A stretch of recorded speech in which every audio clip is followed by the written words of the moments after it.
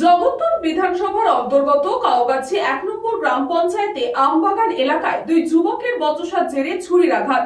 বাসুদেব গায়ের নামে এক ব্যক্তির। জানা গিয়েছে, আমবাগান এলাকায় শুক্রবার এলাকারই বাসিন্দা দেবাশিস মণ্ডলের সাথে গন্ডগোল হয় স্থানীয়দের। যদিও পরবর্তীতে সেই ঝামেলা মিটে গেলেও শনিবার দেবাশিসের বাড়িতে পারিবারিক ঝামেলা পৌঁছায় চরম পর্যায়ে। দেবাশিসের স্ত্রী স্থানীয় ভ্রাতৃসংঘ ক্লাবে গোটা বিষয়টি জানালে ক্লাবের তরফ থেকে দেবাশিসকে ক্লাবে ডেকে পাঠানো হয় আলোচনার জন্য। শনিবার রাতে ক্লাবের বেশ কয়েকজন সদস্য দেবাশিসের বাড়িতে পৌঁছালে সে আচমকা বাসু গায়ের নামে এক ব্যক্তির ওপর ধারালো ছুরি দিয়ে চড়াও হয়।